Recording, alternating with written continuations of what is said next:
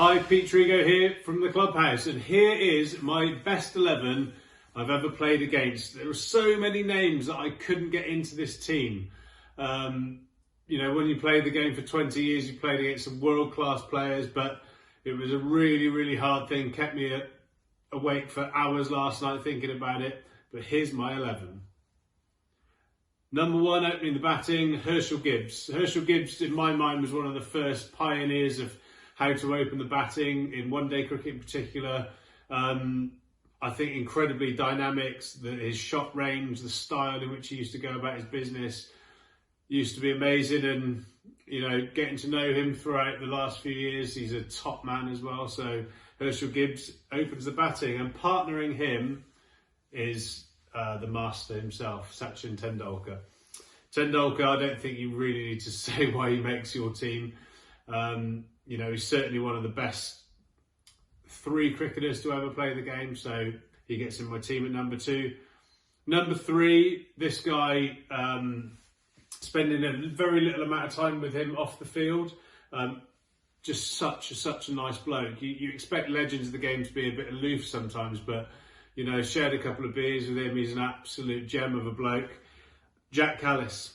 I actually think it's amazing how Callas isn't the undisputed best player to ever play the game of cricket. He has a Tendulkar-esque batting record, and he has pretty much Brett Lee's bowling record. To have that in one package is just phenomenal, and obviously being one of the best slip fielders to ever play the game. Callas gets in, well, he should get in every team ever selected. Coming in at number 4, a man that absolutely tormented me throughout my young career bowling at him, Hick. Wow, I mean, genuinely bowling at him, it looked like a barn door was coming back at you. You just didn't really see a way through his defence, and when he turned it on attack-wise, I mean, it was just lambs to the slaughter. So Hick is my number 4. Coming in at number 5, Darren Lehmann. Darren Lehmann, I mean, a ridiculous player. He's got an unbelievable test record.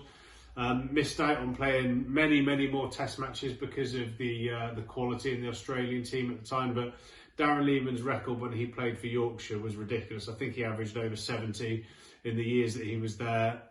Great bloke off the field as well. Yeah, Darren Lehmann is my number 5. Number 6, I only played once against this man, but I think he has to make my team. Is Steve Waugh, and he is also the captain. I think from watching from the sidelines, you know, on television back in the day, you know, the way that Steve Waugh captained his team, he came across a man of like huge integrity and also an unbelievable player.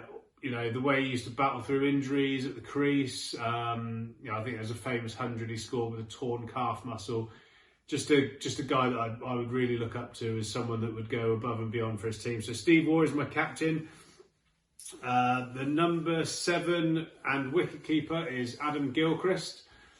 I played against Adam Gilchrist in the Champions League when Somerset were there. I don't think there's been many better wicketkeeper batsmen across all the formats. An absolutely phenomenal player, so he makes my team as wicketkeeper. My number 8 is Andrew Flintoff. Freddie's, every time you came up against him, I can remember actually a game at Old Trafford. It was just after the 2005 Ashes when we played Lancashire at Old Trafford, and Justin Lang was our captain, and it was almost like the Ashes were all on again. He bowled a spell of it was one of the most ferocious spells of bowling.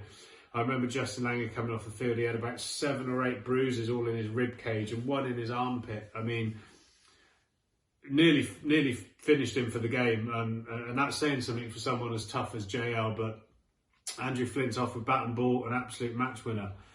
Coming in at number 9, Stuart Broad. I'm actually going to mention the next 2 in the same breath because it's the Broad and Anderson partnership. You know, 1,000 test wickets between them. I don't think there's, well, you know, you're putting them up with, you know, the Waqar, Wasim, Ambrose, Walsh, you know, category. I mean, they are 2 phenomenal bowlers, and to still be playing is incredible what they could achieve in the future. So Broad and Anderson are my 9 and 10, and bringing up the rear is Matthias Muralidharan, and it is pronounced like that because I did a documentary a few years back and asked him about 100 times how to pronounce his name, and that's how he told me to say it. So Matthias Muralidharan, 800 Test wickets. In his pomp, I think it was fair to say he was pretty unplayable on every wicket. His record is phenomenal. And it always struck me that when you played with or against Murali, his enthusiasm for the game, he absolutely loved cricket, loved taking wickets, and also was a great ambassador for the game in his home country of Sri Lanka with the things that he does. So that is my best 11 played against. I think, there's many players that have missed out, but it's fair to say that's not the worst team you'll ever hear about. Cheers.